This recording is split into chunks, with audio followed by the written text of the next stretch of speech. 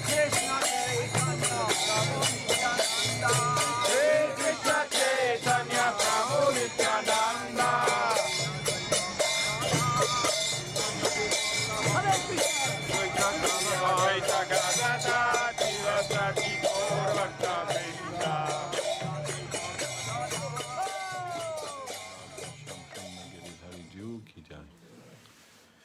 Jayam Vishnupad Paramahamsa Paribrajaka Vadyas Shri Srimad Jagat Guru Srila Bhakti Sundar Govinda Dev Goswami Maharaj Ki Jai. Jayam Vishnupad Paramahamsa Paribrajaka Vadyas Shri Srimad Kuluchuramani Sava Shastra Siddhantavit Srila Bhakti Rakak Sri Dev Goswami Maharaj Ki Jai. Jai Nitya Leela Pravishno Vishnupad Bhagavan Srila Bhakti Siddhanta Saraswati Thakur Ki Jai. Rupanuga Guru Bhargya Ki Jai. Namacharya Shri Haridas Thakur Ki Jai. Jai Sri Chaitanya Saraswata Acharya Brinda Ki Jai. Jai Harinam Sankirtan Ki Jai. Nitai Gaura Premanandi Hari Hari Ram. So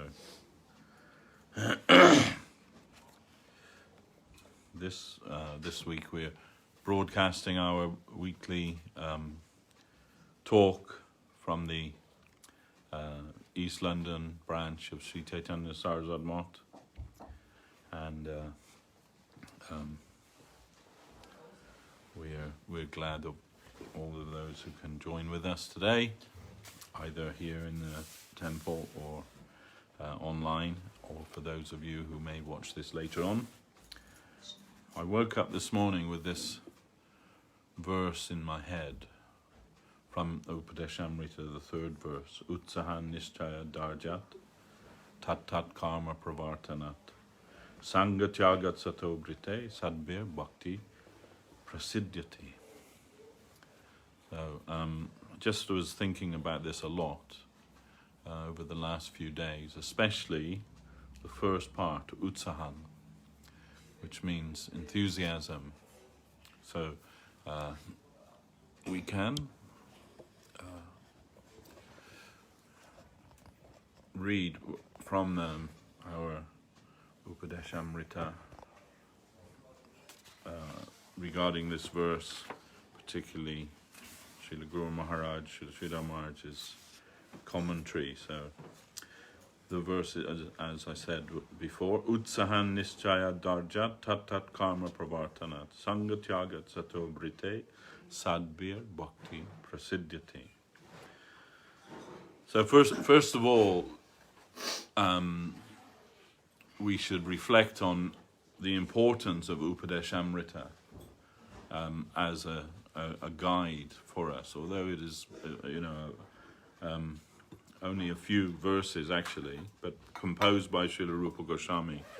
Srila Guru Maharaj said that most of Rupa Goswami's writings are very high, dealing with rasa tattva, and not for the general practitioners. They're mainly for the realized devotees, the higher devotees. But these two books, Upadesh Amrita and Bhakti Rasamrita Sindhu, at least the first half of Bhakti Rasamrita Sindhu, he wrote for us.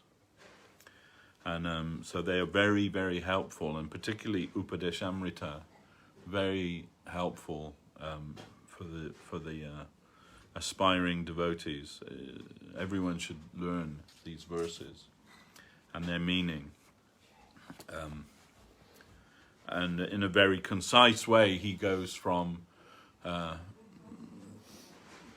beginning, telling how one should, who one should be that is qualified to make disciples, who's controlled the vegams, vacho, vegam, manasakrodha, all of those, the urges of the tongue, of the belly, the genital, and so on. If one can control those, then one can is qualified to make the whole world as his disciple. So right from a very beginning, about self-control, and within a few verses it goes to the highest the highest attainment of the service of Radhakun and Srimati Radharani. And along the way, all of the instruction that's very helpful to us. At this verse 3, the translation, English translation of this verse is, Bhakti is nourished by these 6 qualities: enthusiasm, conviction, perseverance, engaging in favorable activities, giving up bad association, and following the conduct of the Mahajans. So,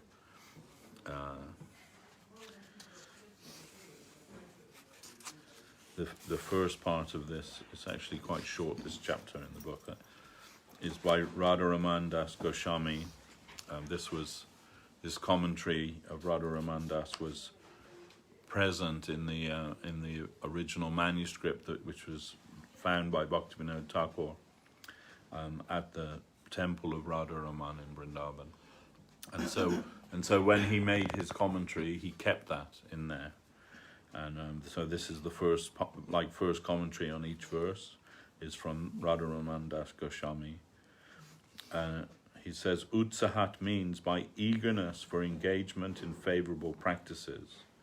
Nischayat means conviction. And Darjat means by not slackening in one's engagement in favorable practices, even in the instance of delay in attaining one's desired result. Tat karma pravartanat means engaging in one's practices of bhakti, such as giving up pleasure for the sake of Bhagavan's enjoyment of objects, as stated in Srimad Bhagavatam. Evam dharmer manushyanam udavatma nivedanam mayi sanjayate bhakti konyo rito shavashishyate. Krishna says, by these practices, bhakti to me arises within human beings who have surrendered themselves to me, O Uddhava. For them, what other objective could remain? Sato brite means by the conduct of the sadhus. So here's the bhasya by Srila Bhaktivinoda Thakur. Anukulya sankalpera chaya angasara utsaha vishvasa darja tat karma ara sangatyaga sadobriti karile ashraya bhakti yoga siddhi labhe sarva shastrikoya. All the scriptures say that if one takes shelter in the 6 most important aspects of accepting the favorable, enthusiasm, conviction, perseverance, engaging in favorable activities, abandoning bad association, and following the conduct of sadhus, then one will attain perfection in bhakti yoga. Bhakti anustane utsahayara prayojana bhaktite vishvasa dridda darja valambana jay karma korile hoya bhaktira ulasa ye karma jivana jatra nirvahe prayasa. Enthusiasm for practice of bhakti, firm conviction in bhakti, perseverance, activities by which bhakti develops, and activities by which one's life is maintained, all are necessary. Asat sanga tyage hoya sanga vivarjana sadachara sadhu britti sarvada palana. Give up association by rejecting bad association, and always follow the conduct and practices of the sadhus. Tyagi bhikha yoge ora grihi dharma shraye koriba jivana jatra savadana hoye. Renunciates should carefully maintain their lives by begging, and householders should maintain their lives by following the codes for proper conduct. Pijusha Barshini Britti by Srila Bhaktivinoda Thakur. Maintaining one's life and cultivating bhakti are both necessary for devotees. In the first half of this verse, activities that are favorable to the cultivation of bhakti are prescribed. And in the second half, the way devotees should maintain their lives is prescribed. Bhakti is perfected by utsaha, nischaya, dharja. Practices that are nourishing to bhakti, tat tat karma pravartanat, sanga tyaga, and sadachar, or sadbriti. Utsaha means eagerness for the practices of bhakti. By indifference, bhakti is lost. Cultivation with faith is utsaha. Nischaya means firm conviction, and dharja means not slackening in one's engagement in the process, even after seeing delays in the attainment of the goal. There are two types of activities that are nourishing to bhakti: prescriptions and prohibitions. Hearing, chanting, and so on are the prescriptions. Giving up one's own enjoyment or happiness for Krishna's sake and other such activities are the prohibitions. Sangatyaga means giving up the association of persons who do not follow dharma, women on uxoriousness, men who associate with women, and non-devotees, materialists, mayavadis, atheists, and religious hypocrites. Sadbriti means the conduct followed by the sadhus and the means by which they maintain their lives. For renunciates, sadbriti means begging, and for householders, it means acting according to the rules for their varna and ashram. So, of course, when it says the association of women or men who associate with women, it equally applies the other way around.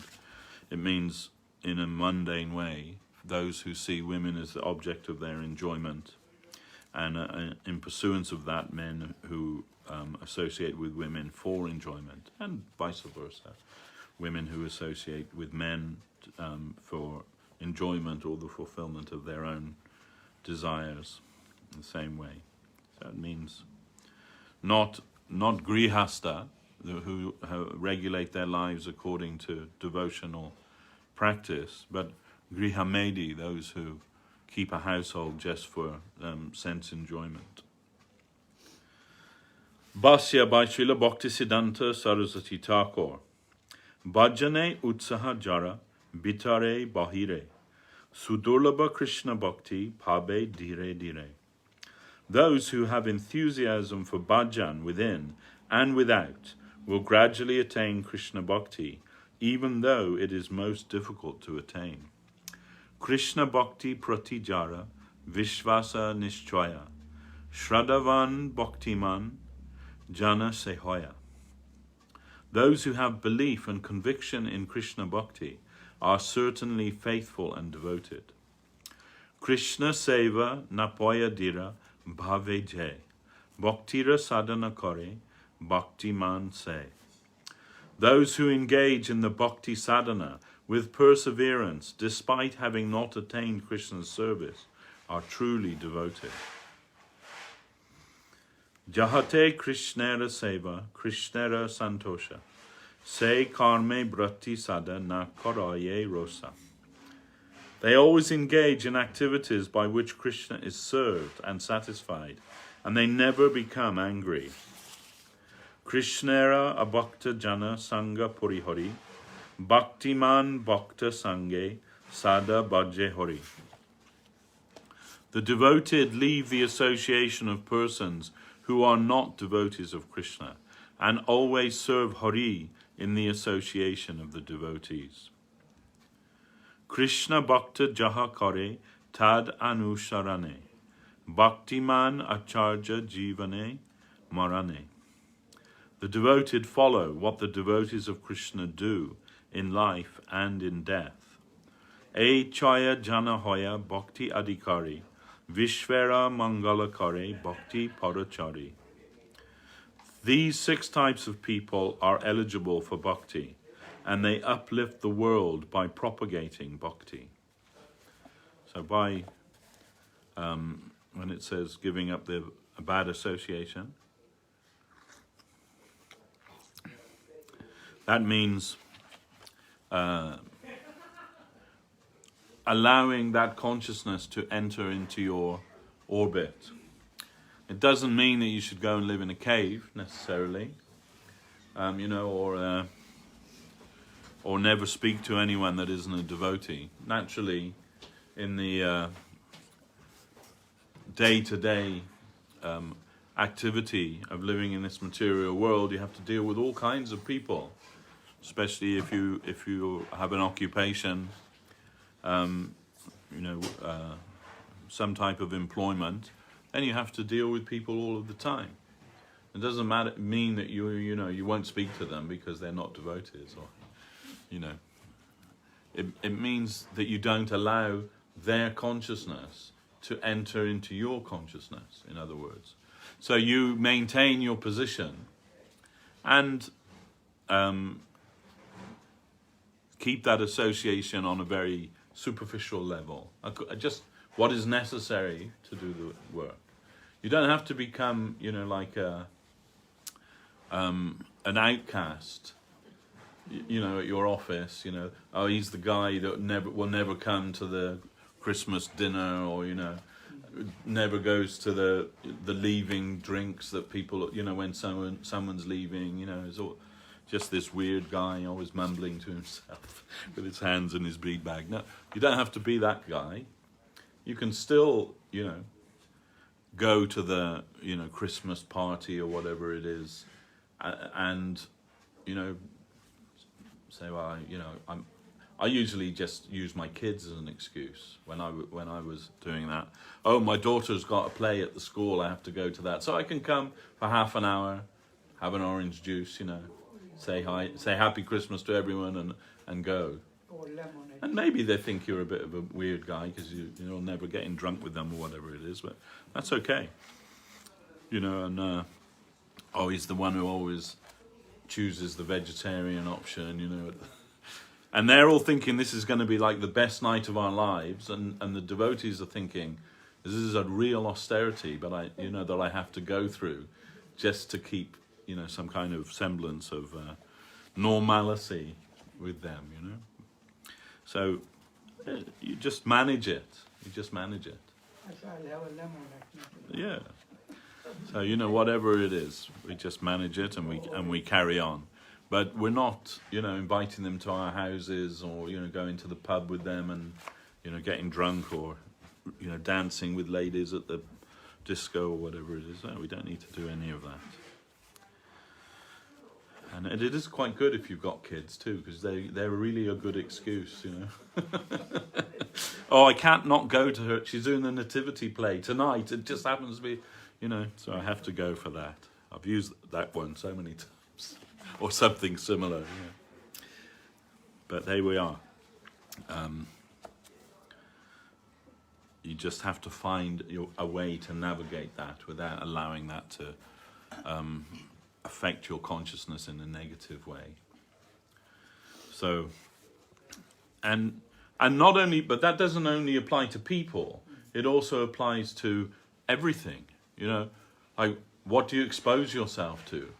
Are you watching, you know, violent movies, or, you know, movies with like sexual content, or is that what you're filling your consciousness with? Or are we trying to fill our consciousness with Krishna consciousness? So, you know, it's not just who you associate with, but what energy you associate with. We should try to think about that in a careful way. So, then Anuvriti by Srila Bhaktisiddhanta Saraswati Thakur. Remain indifferent to all the practices, principles and topics of interest that exist within the pursuits of Gyan, Karma and Anya Bilas, and engaging exclusively in sadhana bhakti is utsaha. So that's exactly what I was just talking about. Anya Bilas means like going to the pub and, you know, doing all of these things that people find enjoyable. But for us, it'd be just having to be in the orbit of that is actually an austerity, you know, sometimes a necessary austerity. But we're indifferent to that. We should be indifferent to that. And you see, and I'm sure you know, all of you, especially if you've worked in an office, you see that that's their they have so many subjects that they can talk about. Like what they had for dinner, they can talk for hours about that and get all enthusiastic. Oh yeah, I love that. Yeah, well, yeah. You know, really. So, but the devotees are indifferent to that. They're not interested in those things. Like Prahlad Maharaj. Well, of course. To see Yes. Krishna, even in Pila. Yeah, of course, Prahlad is a great example of that, but Prahlad is more than that. Not only was he indifferent to that, he actively spoke against that and made all of his, Asura classmates, made them all into devotees. Maybe we don't have that kind of power to do that, so then we have to be, sometimes you have to be the devotee in disguise. So yeah, in that way, if you think there's somebody maybe interested, you can speak with them. I used to work at many years ago. I used to work at the Central Office of Information in Waterloo, which was a government department until the Tory government closed it down as part of their austerities. But it was established just after the war. It was called the Ministry of Information, and later it transformed into the Central Office of Information. We made all those like public information films, that you see on the television. Any kind of government department that wanted to do some type of films or radio commercials or magazine, that Central Office of Information would produce those. I don't know if you remember all of those, especially from childhood. They actually made some like video discs of the best ones, like Charlie Said, and anyway, it's all mundane, of course, but so I worked there for 7 years. I worked there, and all the time that I worked there, there was a girl, I say a girl, woman, and I used to run the conference rooms, and putting people in touch with the particular discipline that they were looking for. So if it was let's say the health department, they wanted to make a campaign, anti-smoking campaign or something like that, then I would put them in touch with the right people for that, films and so on. Anyway, so then I worked kind of quite closely with this woman. Her name was Umadat, and she was she worked for the another department that was in the same building, YouGov, or it's like the government. They make the website that you go on if you want to renew your driving license, or you've probably seen that. Anyway, she was involved with that, and I worked with her for like 7 years, and then after the department had been closed down, and we all went our different ways, I was invited to a devotee's wedding at Bhaktivedanta Manor, and I went there, and there she was in the congregation, if you like, and she came up to me and she said, and I was a dhoti and everything, she came up and she said, "Oh, I guess Hare Krishna's in order there." We'd worked together for 7 years, and neither of us knew the other was a devotee, so. And she said, "I always thought you might be a devotee, Anyway, so you never know who who's in the next cubicle. So, Yanisha sarva bhutanam tasyam jagarti samjami.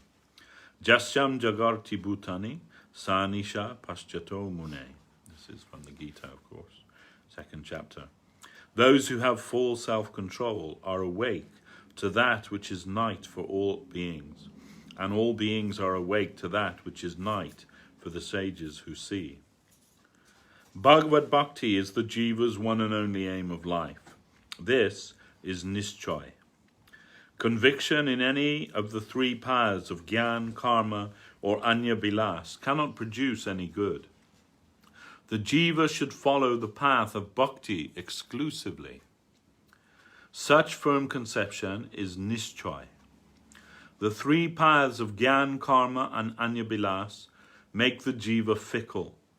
The path of bhakti is the only steady path for the pure jiva. Such firm conviction is dharja. The path of bhakti will never cause anyone any harm. Such a conception is dharja. Jainye ravindaksha vimukta maninas. Tvayasta bhavad avishuddha buddhaya. Arhuya kritcharena param padam tata. Patantyado nadrita jushmat angrahaya. Tatana te madhava tavaka kvachid. Prashyanti marga twai baddha suridha. This is from the 10th canto of Sriman Bhagavatam. O lotus-eyed Lord, those who consider themselves liberated but are devoid of devotion to you have impure intelligence. They ascend up to the highest state with great difficulty, but then fall down from there because they have no regard for your feet. Your devotees, however, O Madhav, who are bound by affection for you, never fall from the path.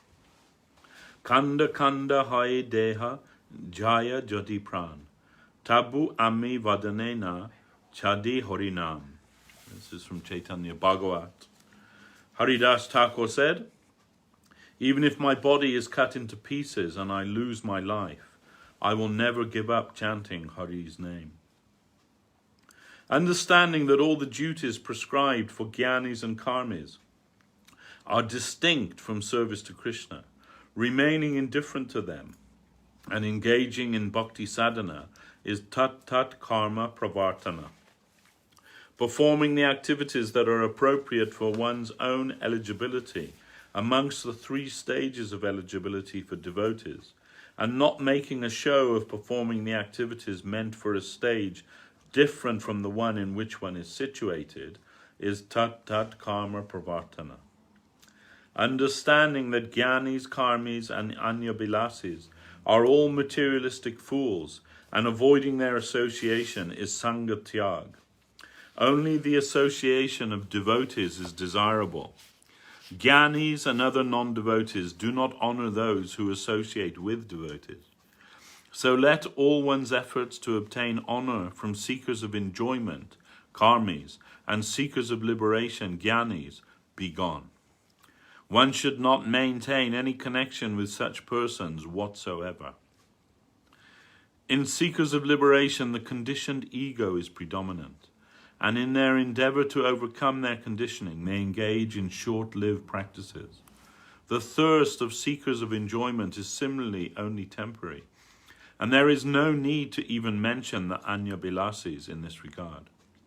We should avoid these 3 types of short-lived egotists and follow the conduct of the devoted sadhus who always remain in the shelter of the holy name. The pursuits of karma, jnana, and anyabilas are never steps on the path of bhakti. Jnana vairagyadi bhaktira kabu nahe anga. This is from Chaitanya Charitamrita. Knowledge and renunciation are never limbs of bhakti. These 3 paths separate from bhakti are unreal, and that is, they are impermanent. Jashasti bhaktir bhagavati akinchana sarver gunais tatra samasate suraha.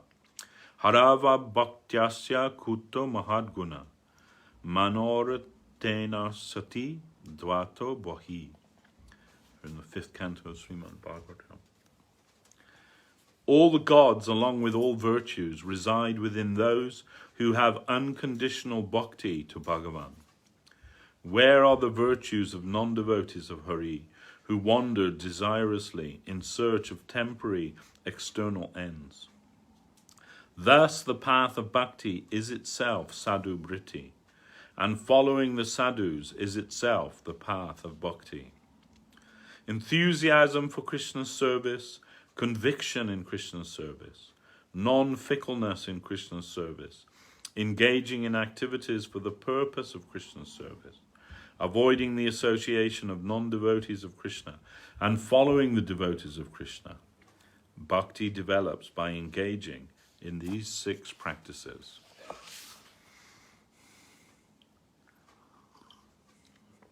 Illumination by Srila Bhakti Rakak Sridhar Dev Goswami Maharaj. Devotion increases by these 6 practices.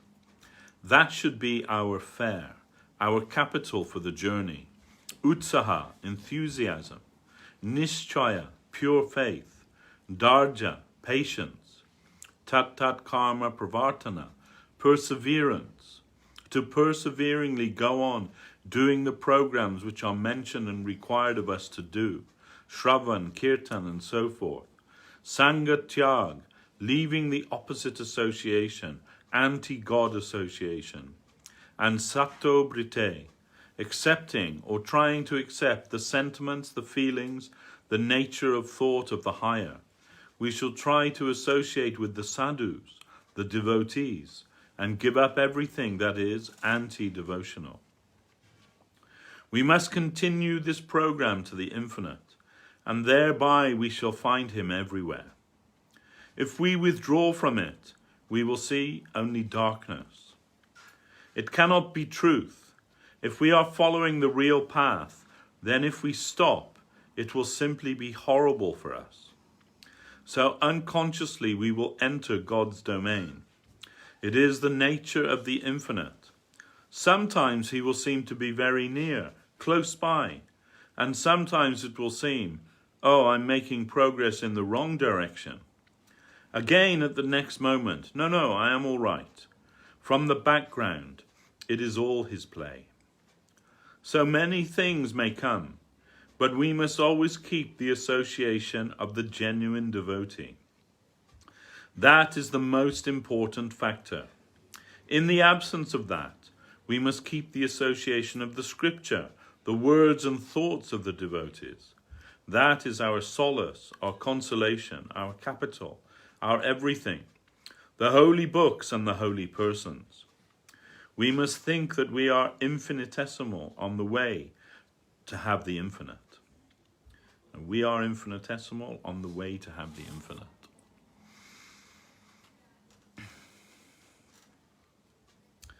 So this is Guru Maharaj saying before, has explained that the book Bhagavat and the person Bhagavat, both are important in our progress. And what is the book Bhagavat except for the thoughts of the person Bhagavat being put into written form, you can say. But of the two, the person Bhagavat is most useful for us, from our position. Because the scripture is passive. So when you read the scripture, you may misunderstand. The scripture won't correct you in your understanding. Or, when reading the Bhagavatam, you may just fall asleep and wake up, dribbling all over it. The book won't wake you up, but the sadhu will. The person Bhagavat, wake up, hear this, be attentive. So then, and also the person will say, no, that isn't the proper understanding. This is the proper understanding. So they will, because the person is dynamic. Not to say that the scripture is dead. The scripture is also living. And I'm sure all of us here can testify that we've had instances where we've been thinking very deeply about something and opened the scripture maybe haphazardly and found the answer to be there sometimes. The scripture is also living and can advise us, but in a passive way, generally. Whereas the person is dynamic, and that is more beneficial for us, the person Bhagavat and the book Bhagavat. After the disappearance of Bhaktisiddhanta Saraswati Thakur, when the Guru Maharaj said, when the Samadhi ceremony and everything was finished and the devotees were all crying, and so what they asked, one asked, now where will we find light? Without him here, where will we find our light? And then one of the devotees said, in the words of the Srimad Bhagavatam, we will find our light there, our guidance there. And then they asked, what do you think? They asked Guru Maharaj, Srila Maharaj, what do you think, Srila Maharaj? Is that correct? And Guru Maharaj said, we are not Sikhs. We don't just worship the scripture. We are as you know, they do. They worship their Guru Granth, right? In the temple, they do arti, everything, and to the scriptures. So Guru Maharaj said, we are not Sikhs, but we will try to find the living Bhagavat, the person Bhagavat. There, that will be more useful to us. So,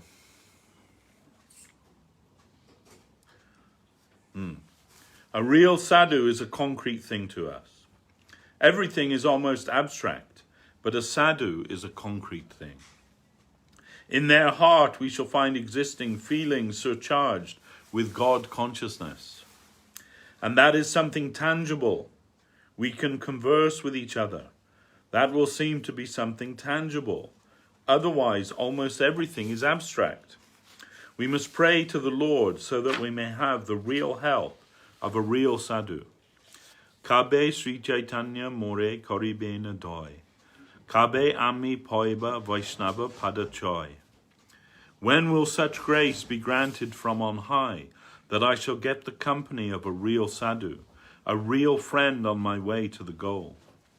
That is a great thing, a very great capital, to have a partner on the way. The long way towards divinity, to have the company of a friend of equal interest is a great achievement. Sometimes we may also look to the negative side. If I leave this campaign, then with what am I to be satisfied? This mortal world? Should I aspire after that? No, never. So whether I get him or not, I have no other alternative but to go forward to the Lord of my conception. I cannot go back. I cannot be satisfied with the elements of the mortal world. I must seek the truth, eternity, and happiness. Virtue is its own reward. We should not be virtuous for the sake of something else. That I am on the real path searching for the truth is its own reward. With this capital we must go forward.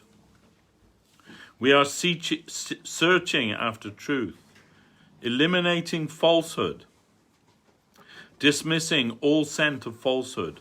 We are going forward. That is the reward. Such virtue is its own reward.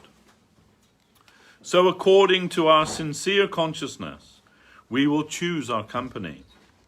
What more can we do than this?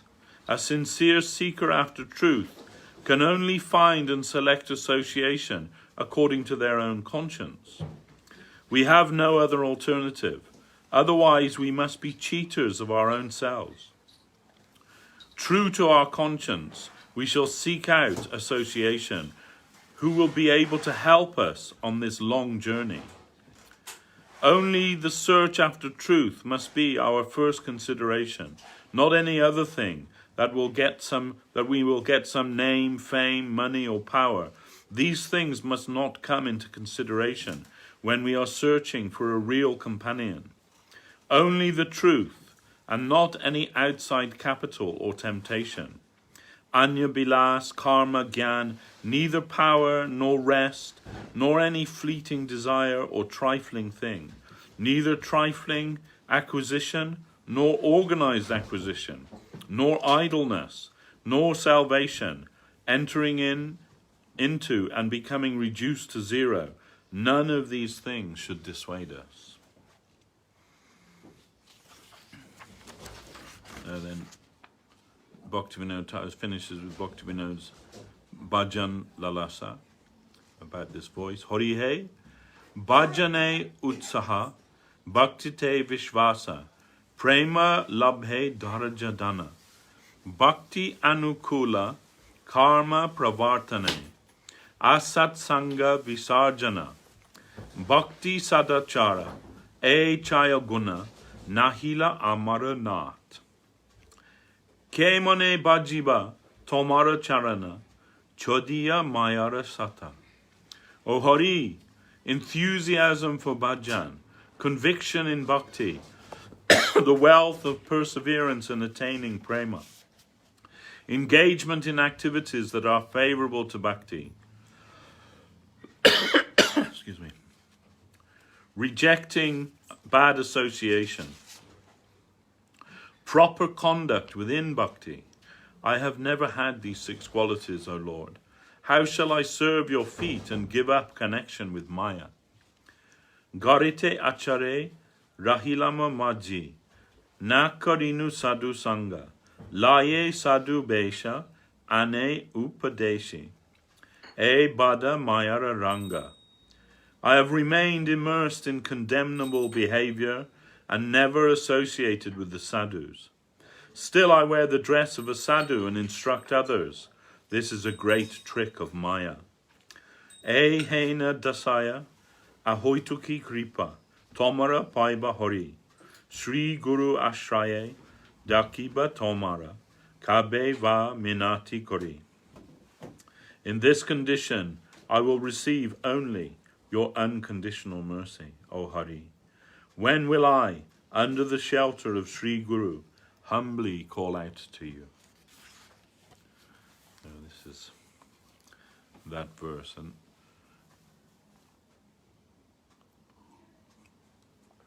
utsahan, enthusiasm. Now, how do we maintain enthusiasm for practicing bhakti our whole life? How do we maintain that? When we're young and full of energy, we can do so many things, we know. And we came to the path of bhakti, and we're running here and there for like fully engaged in that, isn't it? When we first came. More than working 8 hours a day. We're all the time, and falling asleep when exhausted, and then up again at the crack of dawn to do it all over again, and enthusiastically to do it all over again. And now we're old and tired and can't do anything. I was just saying the other day, when I was doing some work in my home, I was boarding out the attic so we could store some of the deities' things up there. So I was putting loft boards in there. I would do about half an hour's work, and then I would have to sit for 2 hours to recover before I could do more. That's where I am now, So, but once upon a time, we could do all day and all night. When I moved into my house, that was more or less 10 years ago in our house now, we had one day in which to prepare before all of the furniture and everything was delivered from the previous place. Ram Sundar Prabhu came and helped me. We laid floors in every single room in one day. We did it, and we did a really good job of it, Now, that just wouldn't be possible anymore to do that. Even in 10 years, can't do that. Of course, that's a mundane example, but as our body and mind and everything begins to flag as we get older, how do we maintain that utsahan, that enthusiasm for devotion? We're tired now. We're tired. Leave me to rest. I can't do all those things, even if I want to do all those things. So where do we find that enthusiasm? Actually, we have to find that enthusiasm, because not only enthusiasm, but perseverance. We have to be able to persevere. We have to be confident in our conviction about Krishna consciousness, and we have to persevere. We have to push ourselves to do that. And okay, so maybe we don't have that youthful energy anymore. But in replacement, instead of that, now we should have some better understanding of what we're doing and why we're doing it. Then we were doing anything and everything without much understanding about, what it all meant and what it was all leading towards and so on. But now, we feel that we have some better understanding. What is it they say? When I was young, I wanted to change the world. And now I'm old, I just want to change myself. So like Srila Govinda Maharaj, he told us, when he came to the lotus feet of Srila Guru Maharaj, he said, but almost the first thing that he asked him, Srila Sridhar Maharaj asked him was, if you stay here, can you listen to me and not your mind? And Maharaj said, I was young and foolish, and I said, yes, I can do that. And I tried my best to do that. But I didn't realize, how hard that it would be, actually. Because sometimes, not always, the mind is giving you bad advice. Sometimes giving you good advice also. But that was, you can say in a sense, Srila Guru Maharaj's precondition. If you are to stay with me, you have to follow me and not your mind. So, we know Gurudev told us that one day they were taking prasadam and Guru Maharaj is there. He's watching them, the new recruits, if you like, a few. There's Krishna Sharan Prabhu, Hari Charan Prabhu, and Gorendu Prabhu, who is Govinda Maharaj. So he's sitting there, and he said, then I saw in the prasadam, that in the bowl of dal, it was full of insects in the dal. Then he said, my first idea was, I'll throw it. Then he said no. Then I remembered, Guru Maharaj said to follow what he told and not my mind. And he said, the prasadam has come by the grace of Guru Maharaj, so I should take it. And then he said, I said, okay. And I ate that, like flies and all, whatever it was in there, And then afterwards, Guru Maharaj said, when you were taking prasadam, why did you say, okay? Said, then I explained to him what had happened, and that I'd resolved to take it as your grace, however it was, and Guru Maharaj was very happy with that, with Gurudev's, Srila Govinda Maharaj's response to that. So then.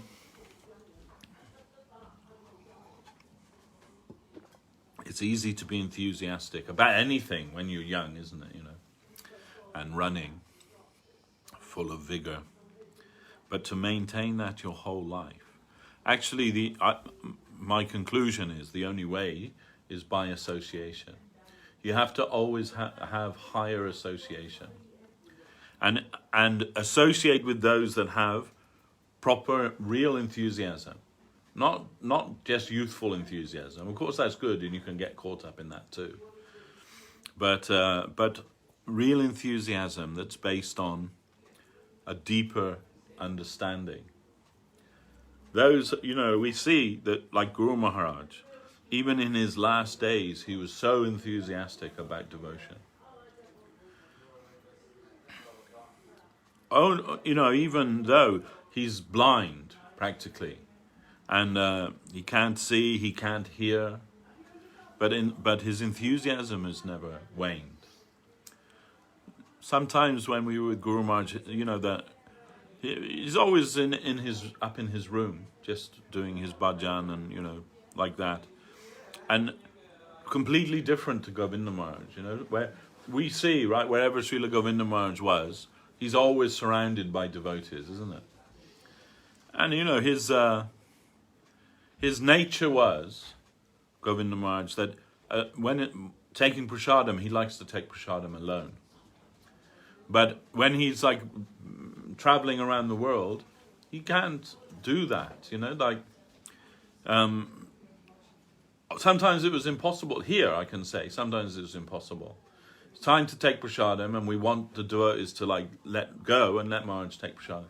And sometimes he'll invite some devotees to take prasadam with him, Mr. Vyas, this Maharaj, that Maharaj, myself, or others. But also sometimes he'll just take alone. But once those devotees are there upstairs, they're not moving.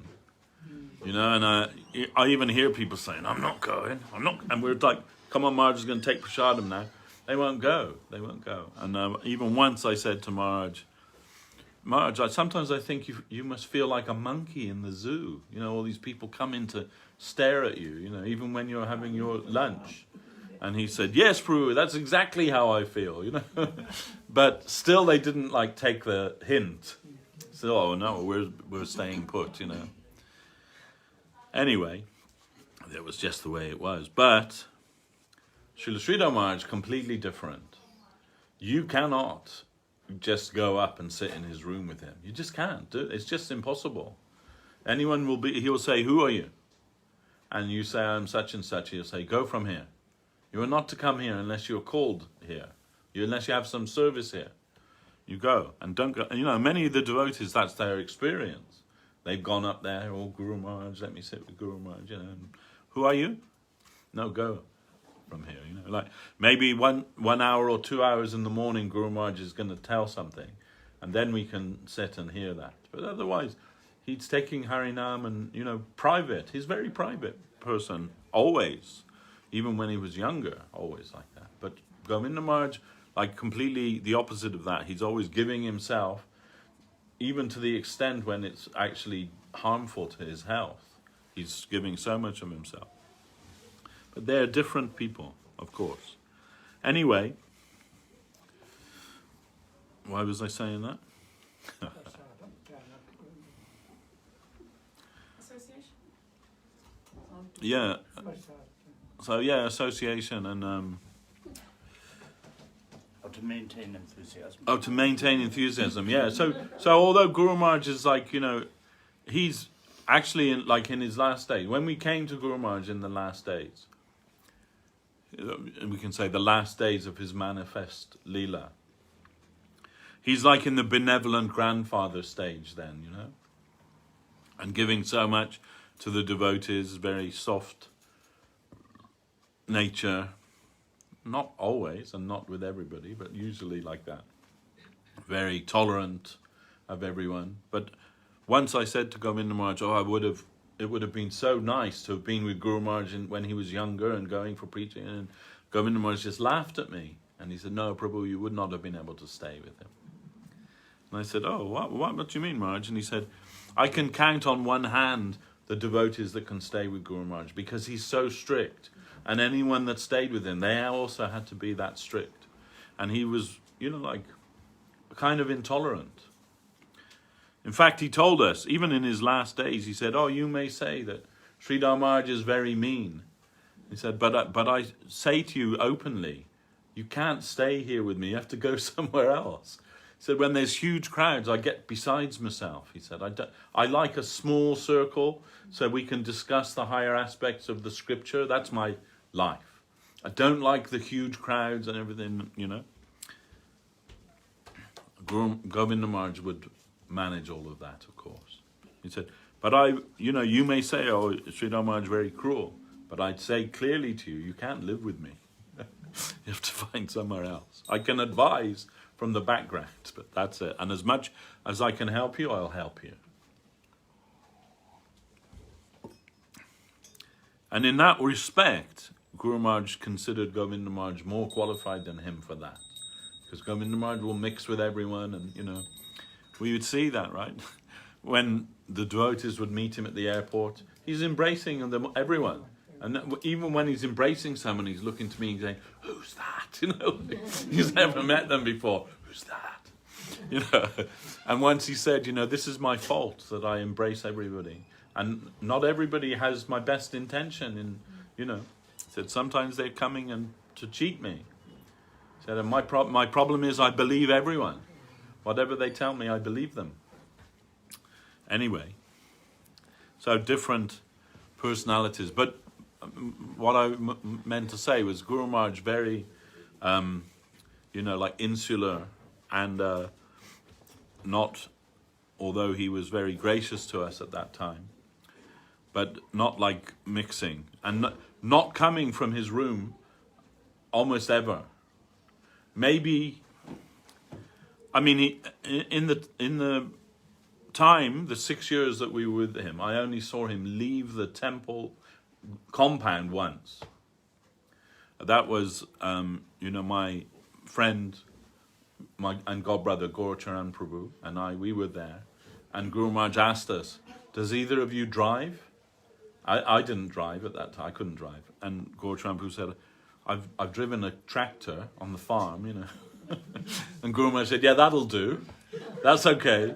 So, you know, then he had the temple car come, and Gauracharan Prabhu was driving the car, and Guru Maharaj sitting in the back seat. He wants to go and see that land of nectar, you know, that land where Sagar Maharaj stayed and where they were cultivating the vegetables and everything. He's not seen it, so he wants to go and see it. Number 2, Guranga Colony, it was called.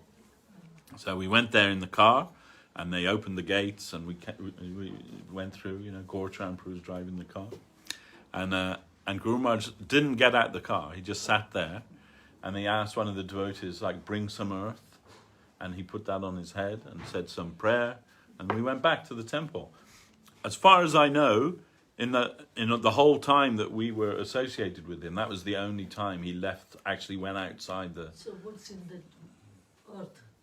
It's Chintamani Dham, isn't it? It's Navadvip Dham. He wants that. No, only that place. Well, because it was being used for the cultivation of the vegetables and so on for the service of his deity. So he considering it. One of the devotees gave it to him, that land. Yeah. He wants to see it, and it's being used in the service. Then he considering it to be worshipable. Yeah. Anyway, but other than that, he doesn't come out of his room most of the time. Just to speak with the devotees. In the morning, he would sit in the sun, and in the afternoon, Bhadrinath, his secretary, would give massage to him, and like that. And maybe he would speak in the morning. But he's not coming. But on the festival day, sometimes he's coming down to the Nat Mandir, but only some days, not Janmashtami, but Gaura Purnima, he's coming down. Maybe on his appearance day, or not disappearance day, but his appearance day, he'll come down, and the disappearance day of Prabhupada Saraswati Thakur, he might come down, but always on Gaura Purnima and always on Radhastami, and he would come down and circumambulate the temple.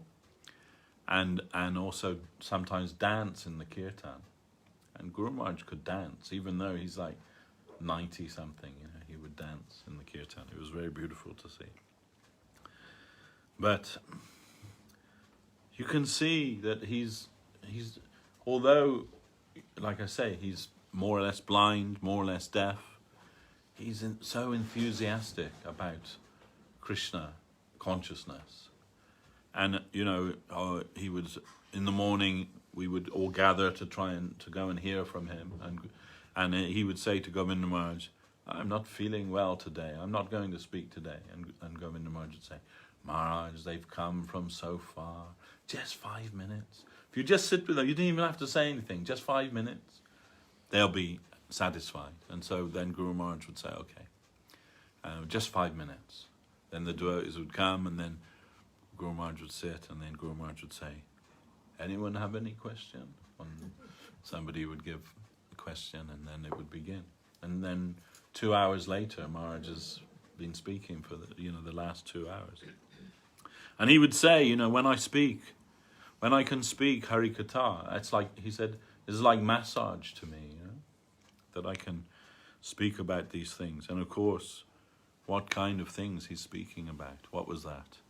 When Prabhupada came with the Chutananda Swami, or Chutananda Das as he was at that time, and to visit Guru Maharaj, then he told Achyutananda, Prabhupada told Achyutananda, you go to your room, and I want to speak with Sridhar Maharaj. And maybe an hour or two later, Prabhupada came back to the room, and Achyutananda Swami asked him, "So what were you speaking about?" And Prabhupada said, "If I told you, you would faint." His realization about Krishna is very high. So, that's in a sense, it's more than enthusiasm, because he's fully realized in Krishna consciousness, fully established in Krishna consciousness. But just being in his presence made you enthusiastic.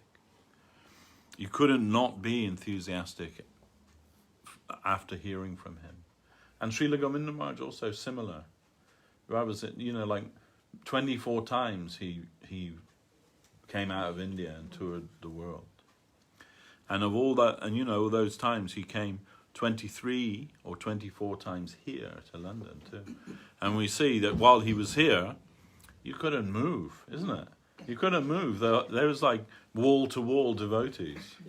People in the street outside, yeah. We had to we had to have like shifts for those who were to take Darshana Maharaj, you know. Okay, you've been here, like, let someone else come now, you know, please, you know, go down, take prasadam, and, you know, it was really difficult to manage that.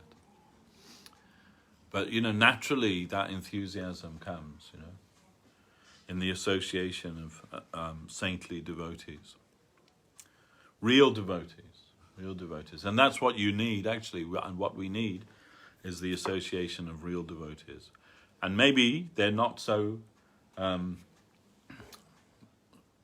know, available. They're not on every street corner. Hard to find, yeah. A real devotee of Krishna, by his own admission, tells that, isn't it? In Gita, out of many that are searching the truth, hardly, you know, one actually knows the truth. And of those that know the truth, almost none of them know me. You know, so that's a fact. And not just everybody that professes to be a devotee of Krishna is actually a real devotee, you know. And those that are, they are few and far between. But if you get the chance to have the association of such a person, you must take that. And that also means in the proper way. So always that means in the line of service. There must always be some kind of serving relationship. Not just that, you know, as Saraswat Thakur said, eye exercise. Not just for eye exercise. Or as Guru Maharaj once said, when one of the devotees, you know, was asking him questions, and after question after question, Guru Maharaj said, I'm not an information booth, you know. So, and he told another devotee. This devotee was writing a book about trying to bridge the gap between Christianity and Vaishnavism. And so he's asking Guru Maharaj all these questions about Christianity, and Guru Maharaj giving very nice answers, you know, like super answers. Especially, you know, I don't know if you know this, but maybe 5 years ago on National Geographic channel, they have a television channel, they made this documentary about, you know, how in Christianity, perhaps the most significant figure was Judas, because he's always reviled, isn't he, as the one who betrayed Christ and so on. But this documentary basically said that was necessary for Christ's ministry, you know, that would happen, and so because his name's reviled, and you know he was sacrificed for that. 20 years before that, Guru Maharaj said that you know Christ looked at him and he saw in his eyes, like, he's asking for his forgiveness. I'm sorry, Judas, that I had to use you in this way for my pratishta, for my purpose, you know.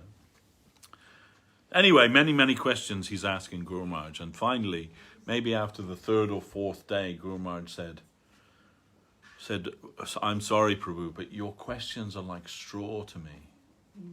And he was like taken aback, and you're giving these like fantastic answers and everything, and then Guru Maharaj could see maybe he was a little bit hurt, and so Guru Maharaj said, of course, straw is also food for some, but not for everyone. But not for everyone.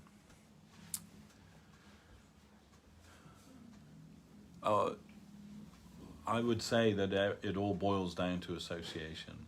In fact, Guru Maharaj confirms that. Guru Maharaj says 99.9% of your advancement in spiritual life will be dependent on your association. Birds of a feather flock together. It's a natural thing, isn't it? A natural. So, you know, if you're interested in whatever it is, you're going to seek out other people with the same interests, isn't it? You know, if you're into model trains, then you'll probably join the local model train society or something. You know, meet every Thursday night at the town hall or whatever, you know, and talk about the latest engine that's available or whatever it is. So, you know, that's just a normal thing. So, similarly, those who are interested in Krishna Bhakti, they'll search out Krishna Bhaktas. They'll search out Krishna-loving people. That will be where they will find, you know, their flock. They'll find that. But if you're fortunate to find a higher devotee, Guru Maharaj said, we're in a very deplorable situation if we look everywhere and we can't find anyone higher than ourselves.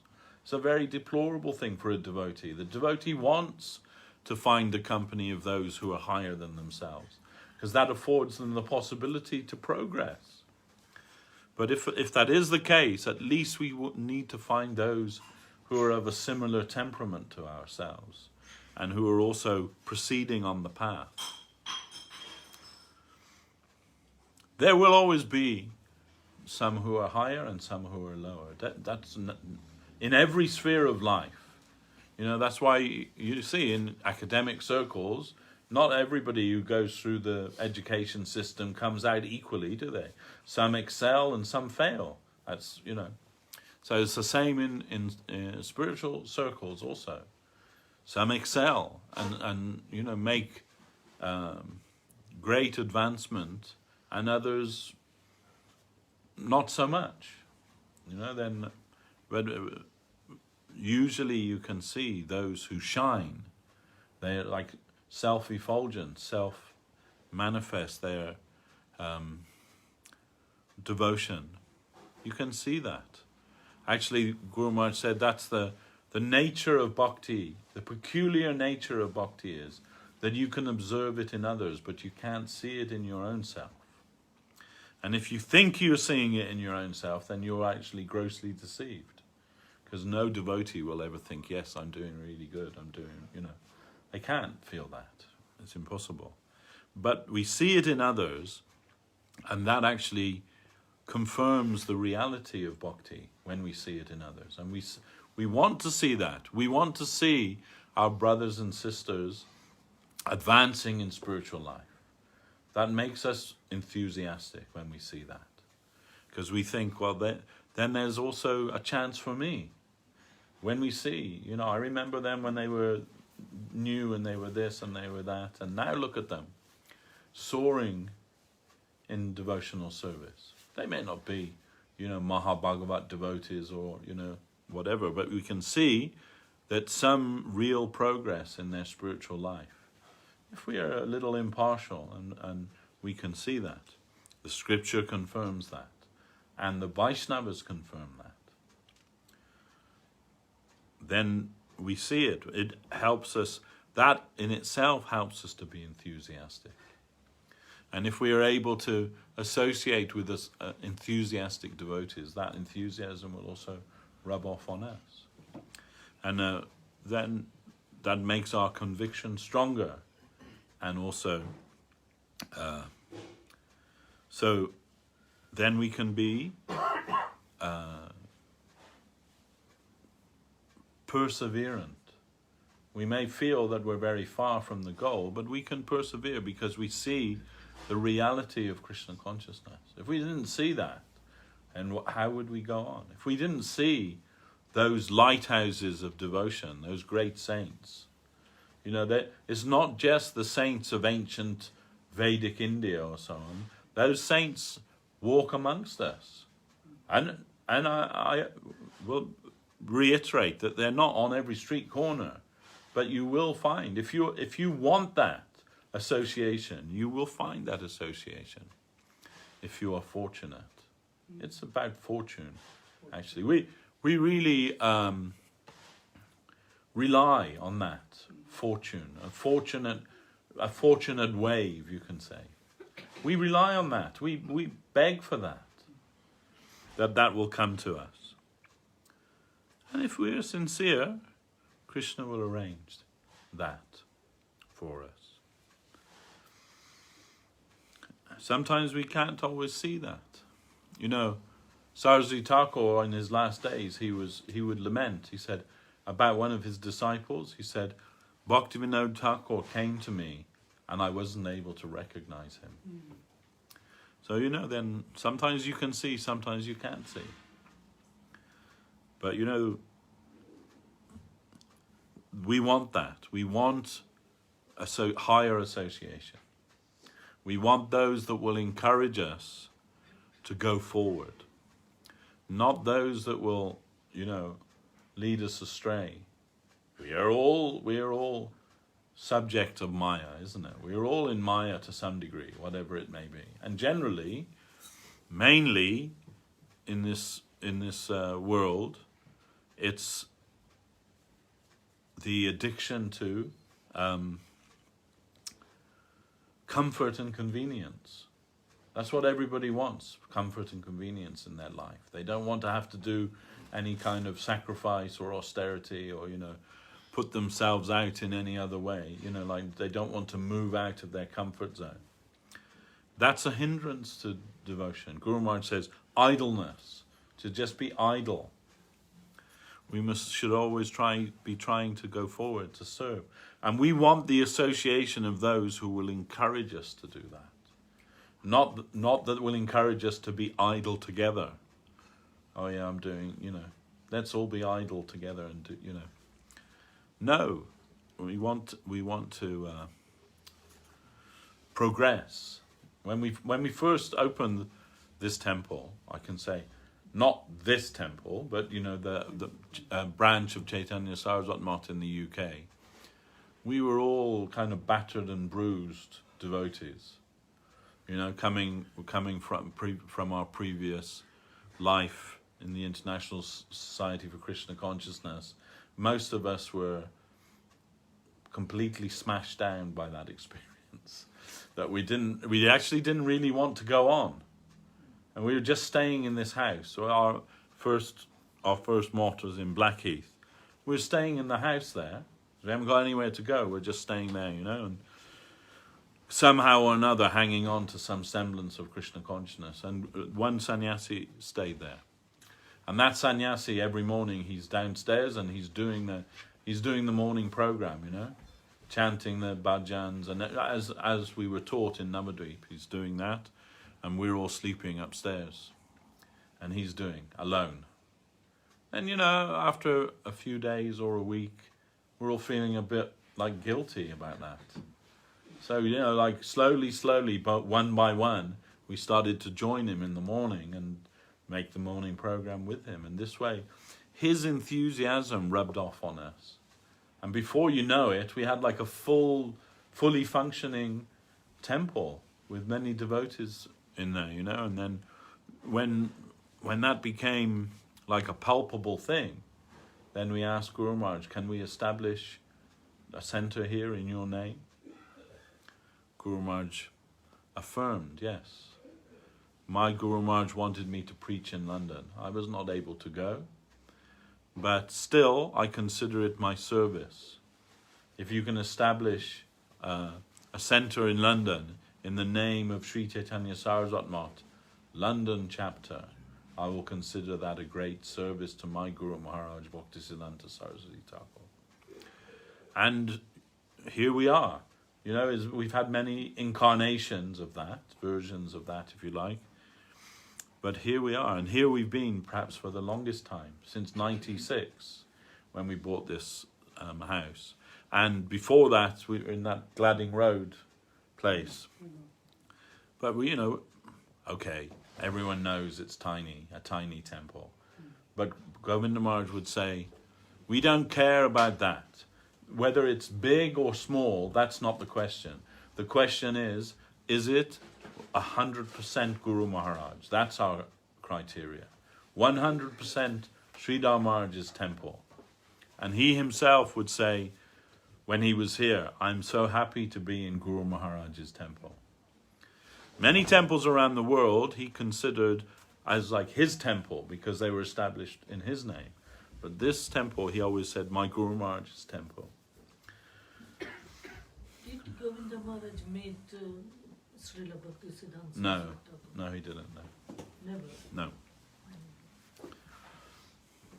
Many of Guru Maharaj's godbrothers thought he must have, because Might he's have just seen, not met. no, never. I didn't ask, but I heard devotees ask him, and he said, no, never. I never met him. But because he knew Saraswati Thakur's teaching so very closely, many of Guru Maharaj's godbrothers just assumed that he met Saraswati Thakur, but he didn't.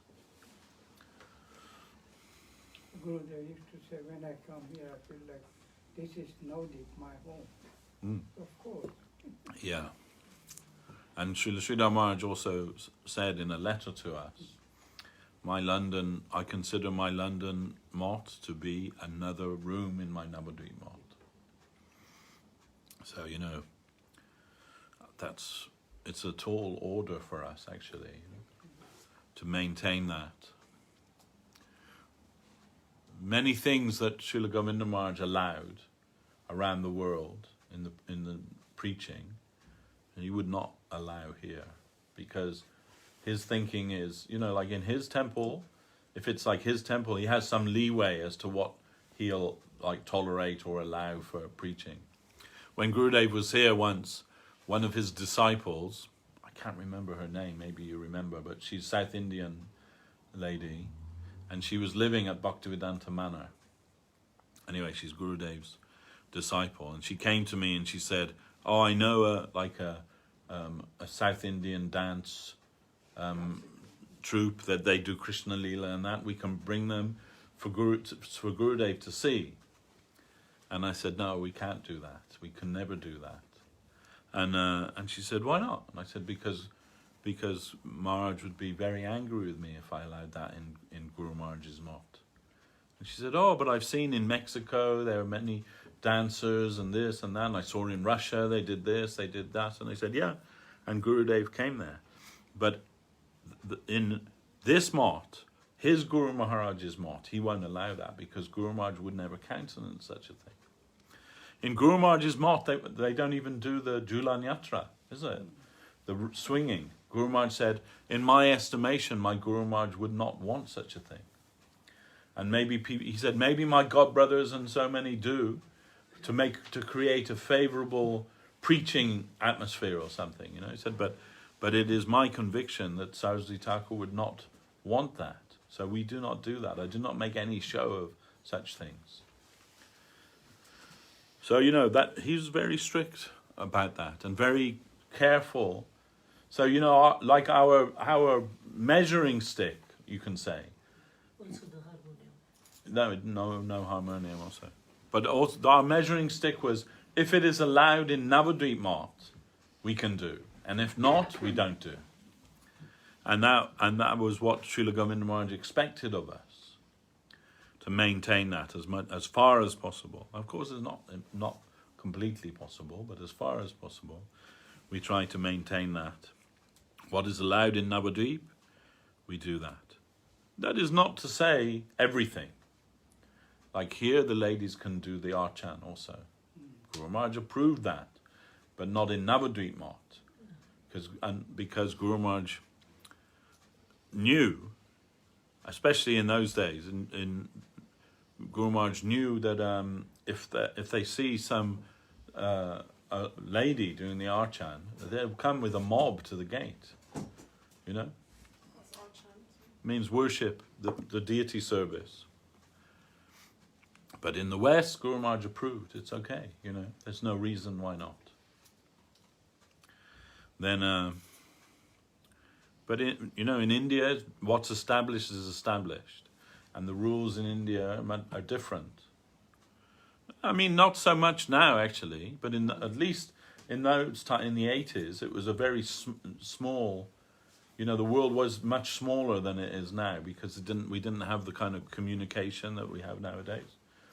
I remember my friend coming to see me in Navadvip, and his wife, she's half Indian, but it was her first time to India, and she was on the boat. They were coming across from Mayapur to Navadvip, and she's wearing jeans and a t-shirt, and she was a young woman then, and very beautiful. But all the women on the boat, they tried to push her off because they thought she was a prostitute, because she's wearing jeans and a t-shirt. It was a very, Navadvip was the jungle in those days, more or less.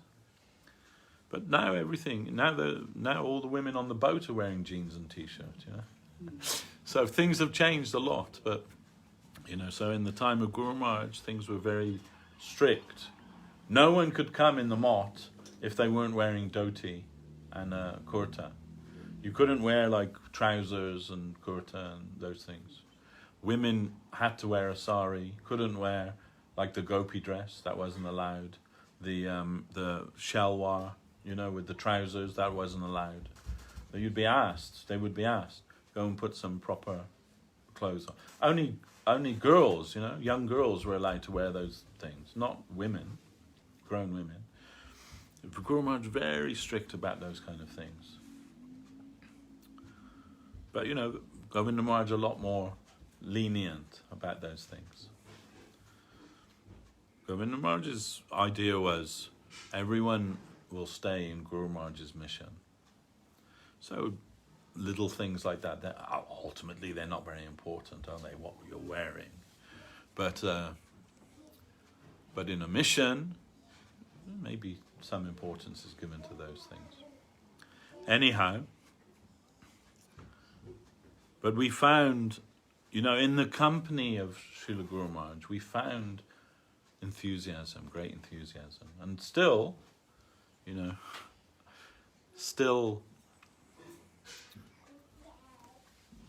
more than 30 years later, we're still finding some enthusiasm. Maybe not to the same degree, but some otherwise why we're coming all the time.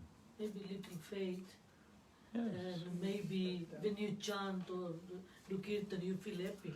Yeah, but we feel that, you know, over the years, that maybe youthful enthusiasm has been replaced with something deeper. Yes. And so the enthusiasm can be expressed in another way.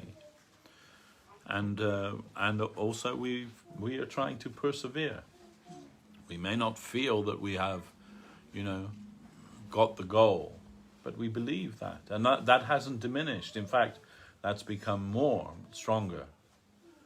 The faith in those things, the faith in the divine things. And we can say at least, all those things that we were running after in our youth, we see through them now, you know. We're not so ambitious for those things anymore.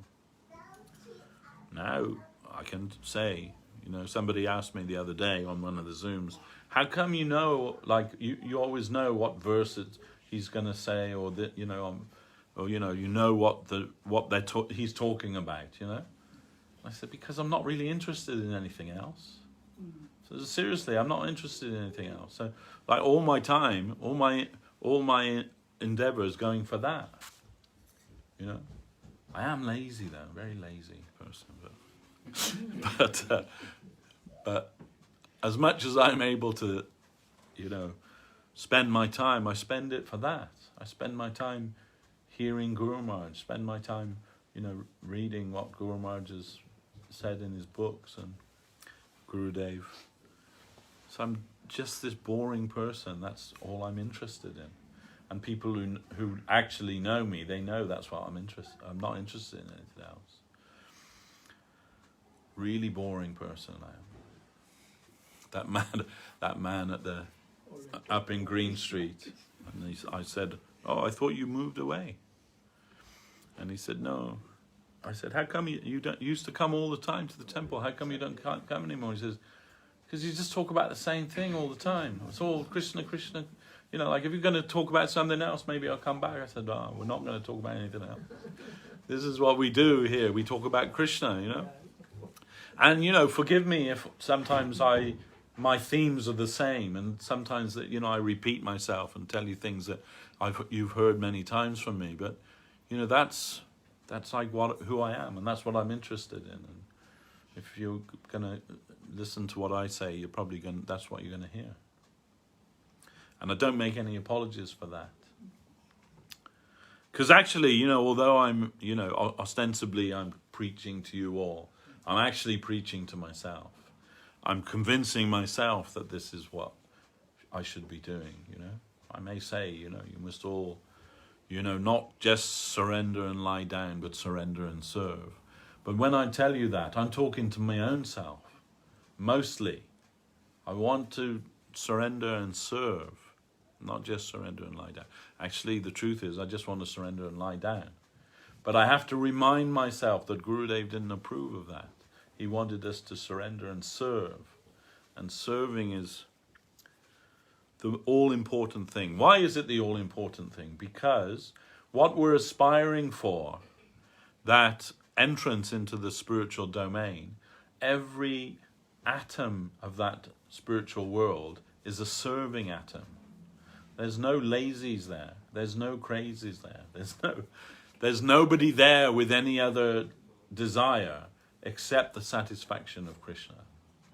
So, then we have to become that. Here, we have to become filled with the desire to satisfy our Lord. And, by hook or by crook. It's not just something you can say, I've decided that's what I am, and I am. No, first of all, you have to get rid of all the other crap. That's called anartha nibriti. Anartha nibriti means all the other things, all the non-Krishna things, they have to be got rid of. And that's not an easy thing. That's a lifetime, maybe many lifetimes pursuit. But we need to be convinced that we have to be in it for the long run. We have to be ready for it, and we have to be prepared for that.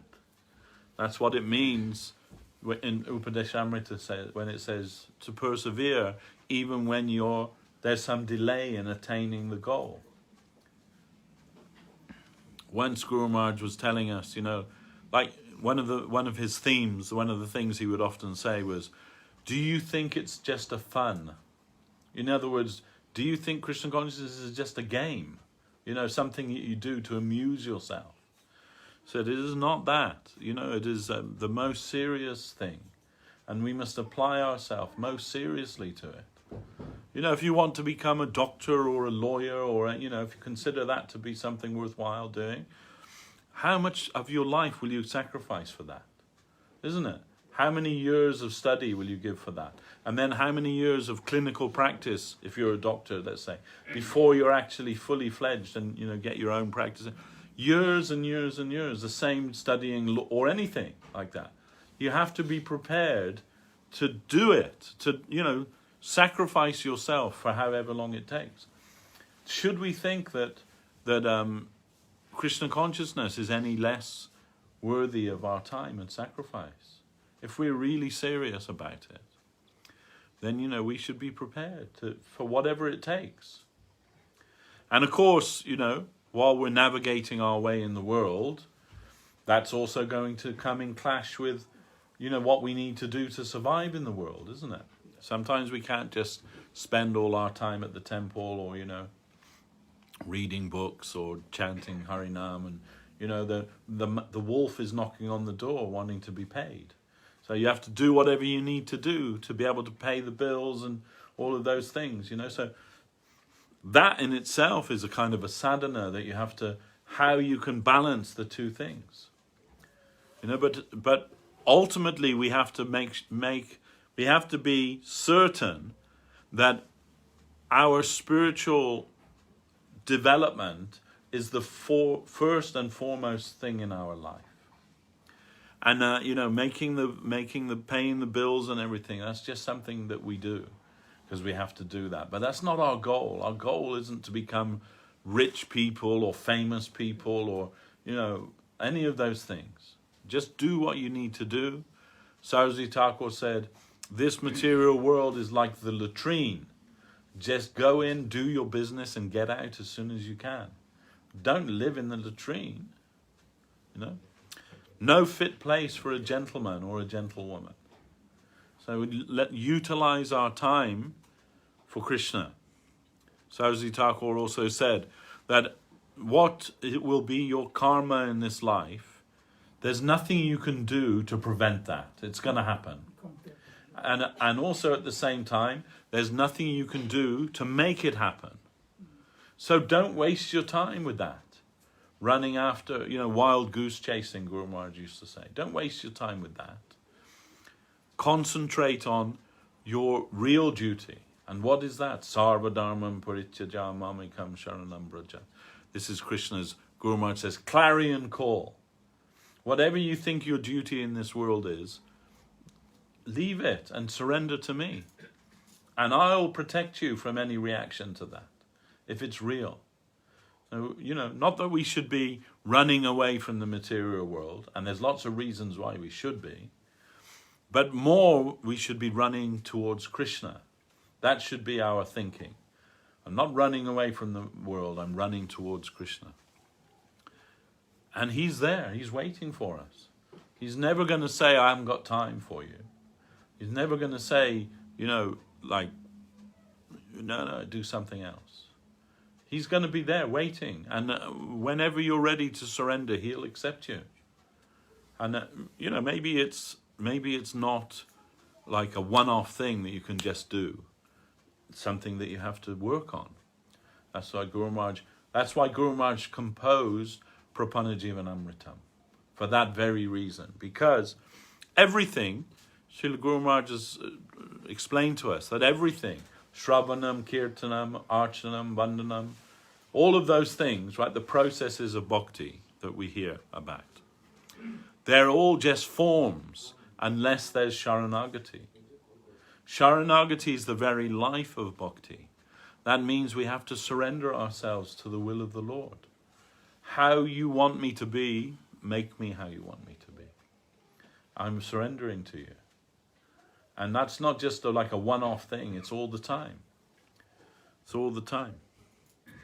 We just have to remember that, we're material world addicts. That's the trouble. When people go to, like, Alcoholics Anonymous, right? That's the first thing they do, isn't it?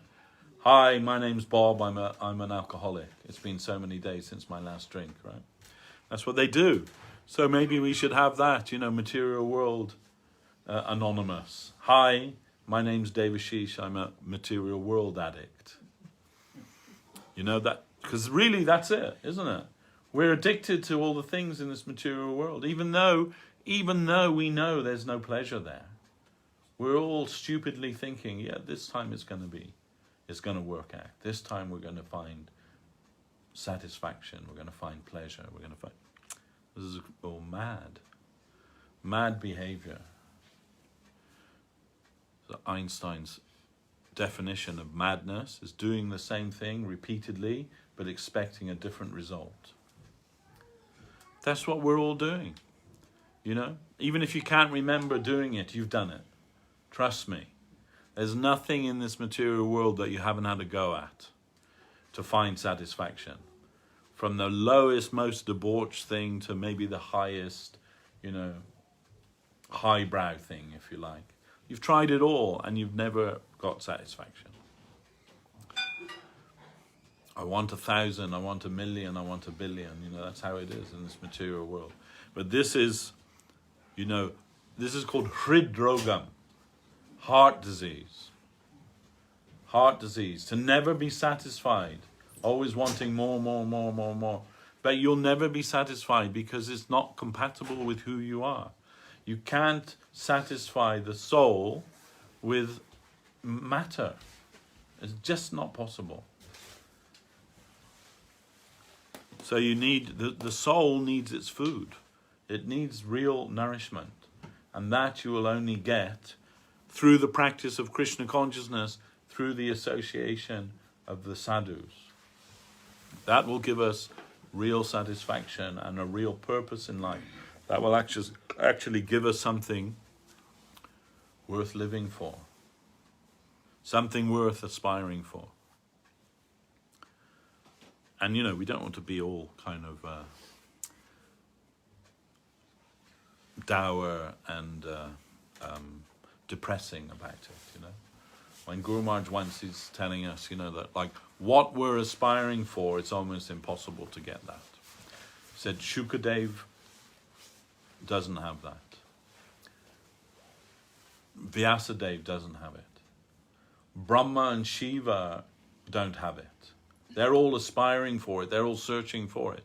Even the Vedas personified, they're apologizing to Krishna. We are supposed to be we're supposed to be responsible for giving you to the world, but we can't do it properly. Can we give like some vague direction? So, then who are we in comparison with Brahma and Shiva? Who are we? But we're going to get it. We're going for it. Then then Guru Maharaj would say, do you think it's just a fun? Just something to amuse yourself with?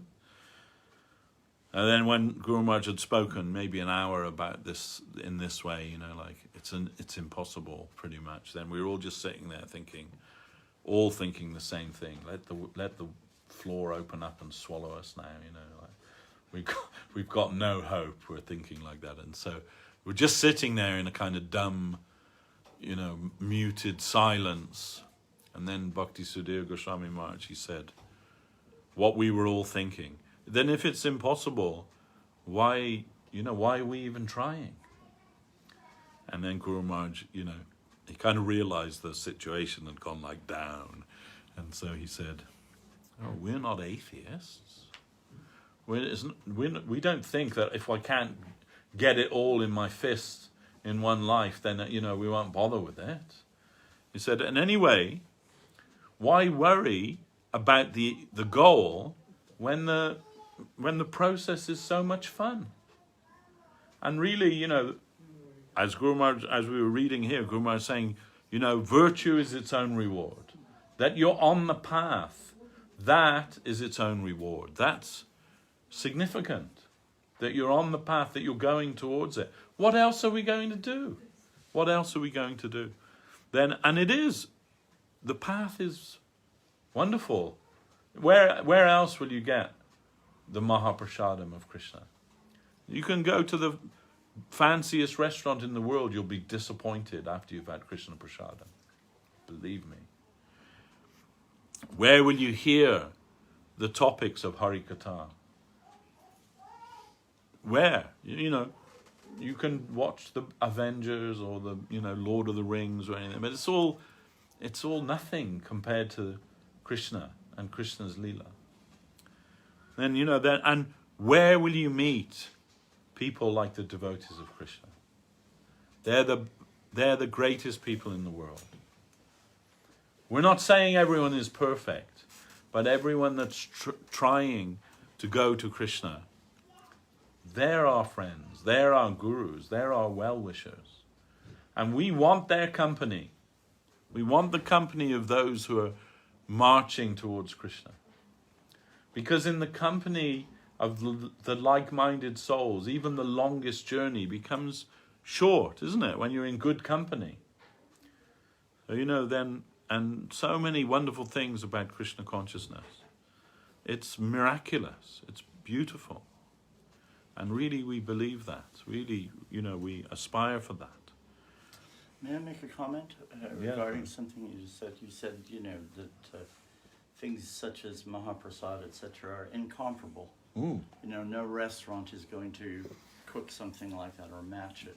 Yeah. I'm always find it amusing when in Vrindavan, you in the little shops, you see like, you know, kids, what do you call them, satchels, you know, bags, with pictures of Superman and Spider-Man and Batman when they're living in Vrindavan. Yeah. Do you understand my point? Yeah. It's like, it seems rather pointless. I mean, Krishna is whom all these heroes, that whole urge to describe heroism and, you know, it's all based upon Krishna, and that this is the very city Lord Krishna you know, made his appearance, and you've got these sort of like imitative, you know, Krishna is inimitable, is the word.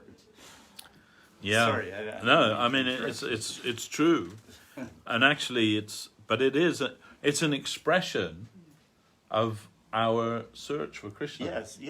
We want that kind of. We want to meet those people. That person. And it is singular in that respect. Yes. You know.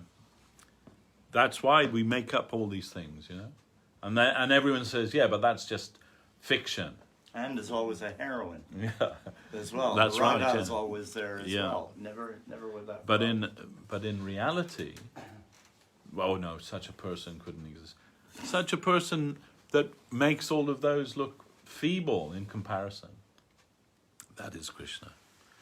So yes, and it is telling that even in Vrindavan, those things creep in, isn't it? Because it's not just about the physical location. Something is necessary for us to be able to appreciate even a little bit about where we are. you know, when you go to Vrindavan. And I often quote, you know, when Prabhupada was in Radhakun, and one of his previous disciples, we can say, who'd become a Baba living there, and he came up to Prabhupada, they had some conversation, you know, then, and you know, he's got a big top knot and wearing all the sadhu outfit and everything, and been living there for some years. Then after the conversation was finished, one of the devotees said to Prabhupada, "Oh, you must get so much benefit living in Radhakund." And Prabhupada's reply was, he doesn't live in Radhakund, he lives in Narakakund. That means hell. Naraka means hell. So it's not just about a physical location. That won't give you Krishna consciousness. Just pitching your tent in Radhakund won't give you Krishna consciousness. We have to understand these things, you know. What is Radhakund? What is all of these things? And this is given in the Upadesh Amrita here, you know. We see that, and it says there, what is the ultimate attainment? To take bath in Radhakund. So we see people go to Radhakund and they're swimming there, they're diving in, they're doing all these things. But that isn't taking a bath in Radhakund. That's just a superficial thing. You know, in fact, our Guru Maharaj forbid us to touch Radhakund with our feet. This is a liquid form of Srimati Radharani. Will you touch with your feet? Will you put your dirty body in that? So you can take a few drops in your palm and put on your head, respectfully, prayerfully. That will be more appropriate. But necessary, that's why it's necessary, the association of the sadhu, so that we can understand these things.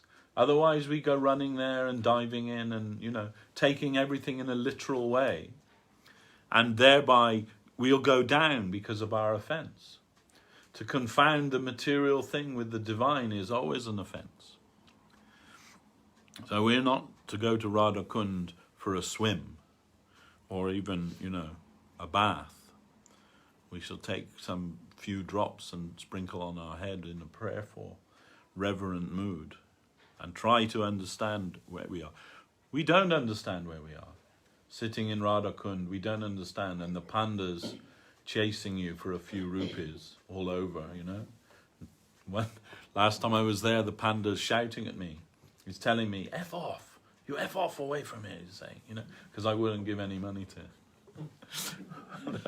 And you know, trying to think, this is the most holy place in the whole universe, and this is what's going on there, right?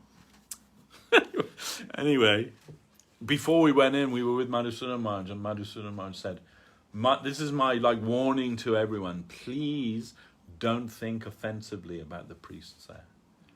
Please don't think whatever happens, don't think offensively about them. It's very hard not to. But you know, what do we know? And what will come? This is, Guru Maharaj said, Gaur Kishore Babaji, when the children were slinging stones at him, he would say, I'm going to tell Mother Jashoda on you, Krishna. You're behind all this. So, you know, this is the vision of the Mahabhagavat. That even in Vrindavan, when the children are slinging stones, he sees this is Krishna. And we're going there, and what are we seeing? I don't know what we're seeing. We're all heading to Loy Bazaar to buy all the things that we can, you know. So Srila Govinda Maharaj hated that. He would say, you've got the whole world to do that, and you come to Vrindavan for shopping. You know? Gurudev hated that. And I have to say, I'm as guilty as the next person of doing that. But you know, that isn't Vrindavan. And living in Vrindavan doesn't mean buying a luxury apartment from Gangotri and, you know, where they have a gym and a swimming pool and, you know, and all the mod cons. No. Better to not stay in Vrindavan than to stay there in that. Yeah. Just thinking about this topic about association. So would you say, like, even when you're with the company of devotees, you know, could be any devotees, all kinds of us, you still, like, you have the responsibility to yourself to like always check yourself about where that association is actually going and what you Yes. because you could I mean, like, for example, you could be together and chatting about a TV program, I'm sure you'll do that. Yeah.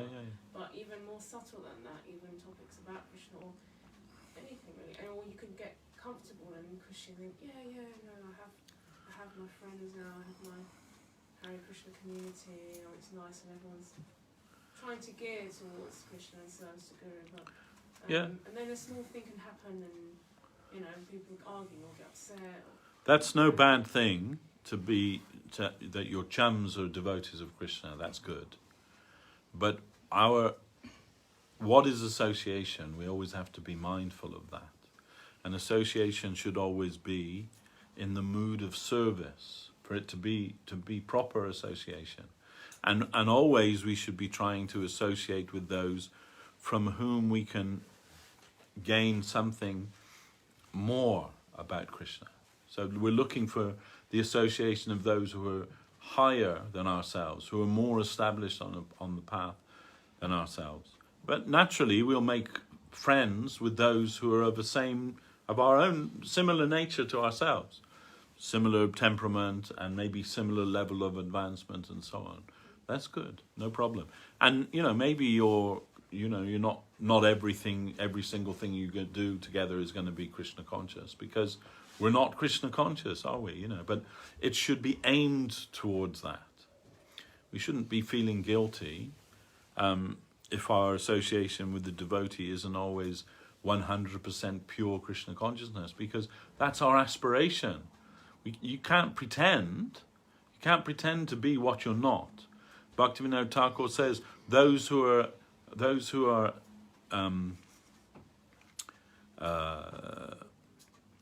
attached to the material world, to that degree they must worship the material world.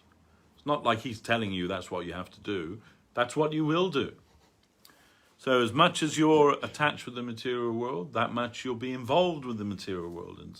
But if our aspiration is always towards Krishna and always towards the service of Krishna, which means ultimately the service of Hari Guru Vaishnava, then we're going in the right direction. We should be happy about that, But and don't beat yourself up about it.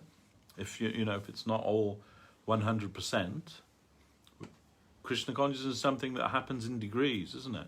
It's not like, I put on some tilak and now I'm like a Mahabhagavat devotee. No, it's going to take time. Maybe a lot of time, maybe years, maybe births and births of it, But you've got to start somewhere. So maybe, you're only 5% Krishna conscious and 95% in Maya. It's all right. Just try every day to be a little bit more Krishna conscious than you were yesterday. Then, if you do that, in a year you're going to be 365% more Krishna conscious, aren't you? If you're successful in that endeavor, if that's even possible. But you understand what I mean, right? It's not about being perfect. You don't have to be perfect. You just have to be sincere. And if you're sincere, Krishna will make all the arrangement. And this ultimately is our solace, is that we're not dealing with an impersonal absolute. We're dealing with a person, the personal absolute. And he's the sweetest, most wonderful, most magnanimous, most sympathetic and loving person. We're dealing with that. And he knows all our weaknesses. He knows all of the mistakes we're going to make. He knows everything, more than we know ourselves. But he's not going to reject you. He'll always embrace you. So remember that. Remember, however poor, however fallen, however misguided we may be, Krishna is always there and always waiting for us. Every one of us. If Krishna can fully satisfy all of his 16,108 wives completely, what to speak of the wives of in the gopis of Vrindavan, sometimes it said millions of gopis. But they're all thinking Krishna is with me alone. And Krishna's able to do that. Krishna's able to give you his full attention and fully satisfy you at any time, all the time. If we understand that, if we believe that, then we can never go wrong. Om tad Vishnu paramam pada sada pasyanti surya diviva chakshoratatam dad viprasa vipanayavo jagrivangsaha samindate vishnoyat paramam padam. You asked me the other day, what's that mantra? There's a Rig Veda mantra. Brahmin will always say this mantra before performing any, ritual or sacrifice or anything. But what it means is that, like the sun in the sky, the lotus feet of our Lord, they're above our head. They're seeing everything. The guardian's eye is seeing us, protecting us, and looking after us. Then if you live and move with this conception that the Lord is always there, above me, then you can never go wrong. What was it?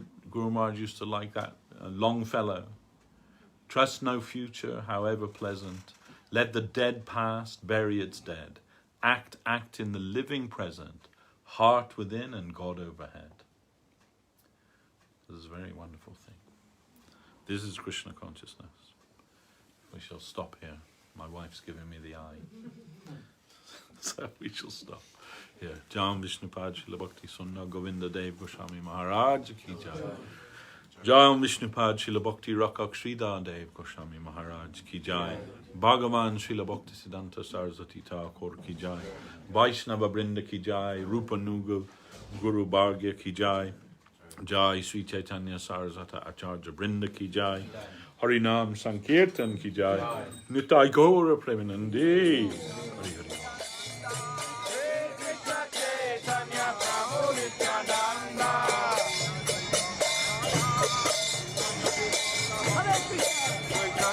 Jai Jagannatha, Jai Radha, Jai Radha, Jai Radha,